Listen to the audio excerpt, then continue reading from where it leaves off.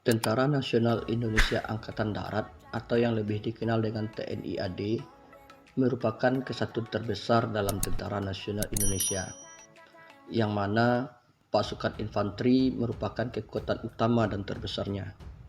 Kemudian kesatuan TNI AD itu dikelompokkan menjadi 3 satuan dengan jumlah korps atau kecabangan sebanyak 16. Untuk lebih jelasnya, berikut kita bahas masing-masing satuan dan korps atau kecabangan yang ada di dalamnya. Yang pertama adalah satuan tempur atau satpur. Satpur ini hanya memiliki satu kecabangan, yaitu korps infanteri, yang merupakan pasukan pejalan kaki. Korps infanteri juga merupakan pasukan terbesar dan pasukan tempur utama TNI Angkatan Darat. Sedangkan Kostrad dan Kopassus merupakan bagian di dalamnya. Untuk Kostrad, mereka menggunakan baret warna hijau, sedangkan untuk Kopassus memakai baret berwarna merah. Yang kedua, Satuan Bantuan Tempur atau Satbanpur. Satuan ini dibagi menjadi 7 korps atau kecabangan. Yang pertama, Korps Kavaleri atau KAF, yang merupakan pasukan berkuda.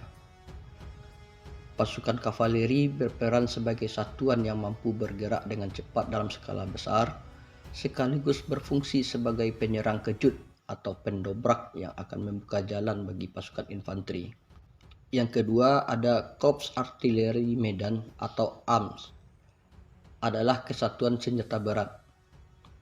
Juga merupakan banpur seperti halnya kavaleri. Fungsi utamanya sebagai bantuan tempur darat dalam misi membantu pasukan infanteri. Kecabangan yang ketiga adalah Korps Artileri Pertahanan Udara, disingkat dengan Arhanud, yang merupakan pasukan anti serangan udara. Fungsi utamanya sebagai penangkis serangan udara dan membantu mengamankan objek darat dari perusakan.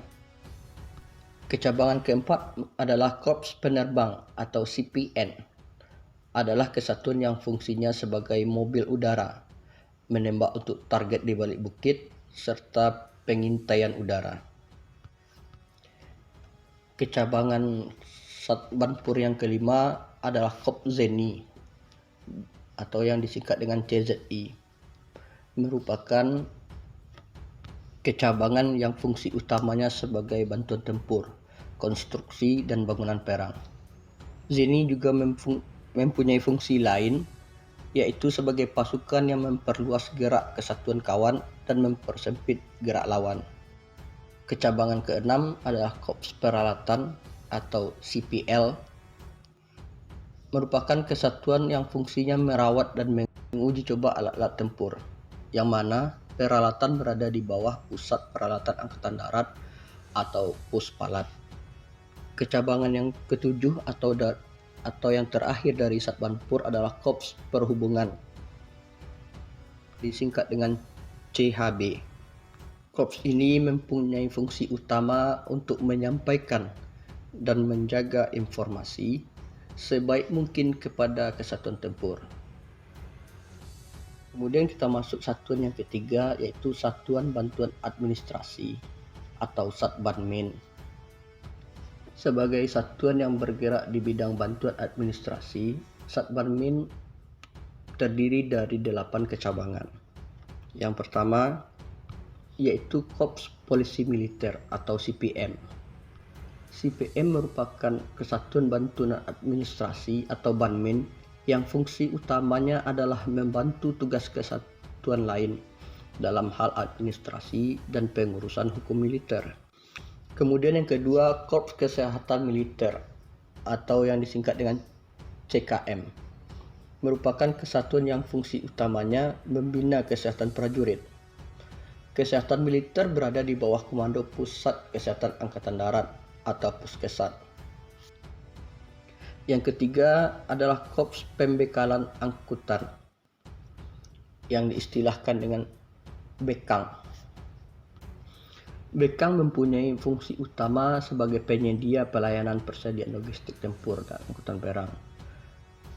Kemudian yang keempat, Korps Ajudan Jenderal merupakan kesatuan yang fungsi utamanya mengurus administrasi militer dan umum seperti PNS, serta urusan dalam lainnya.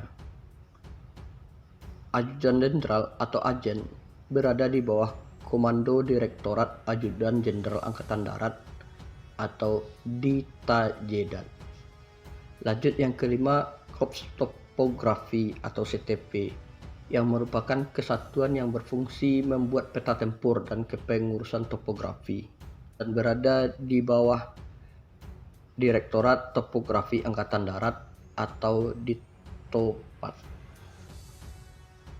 Kita lanjut masuk yang keenam, yaitu Korps Keuangan atau CKU yang merupakan kesatuan dengan fungsi utama sebagai pembina administrasi keuangan militer, yang mana keuangan juga berada di bawah Komando Direktorat Keuangan Angkatan Darat atau Ditkuat.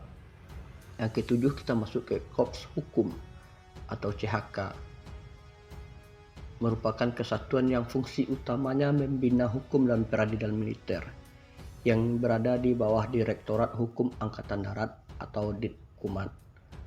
Yang terakhir, kedelapan, Korps Wanita Angkatan Darat. Kecabangan yang lebih dikenal dengan nama KOWAT ini berfungsi sebagai cabang administrasi resmi wanita yang secara aktif menghabiskan dinas militer di jenjang Angkatan Darat. Demikianlah pembagian kecabangan yang ada di TNI Angkatan Darat. Untuk terus mendukung channel kita ini, jangan lupa like, subscribe, share, dan komen ya. Dan sampai jumpa pada pembahasan lainnya di lain waktu.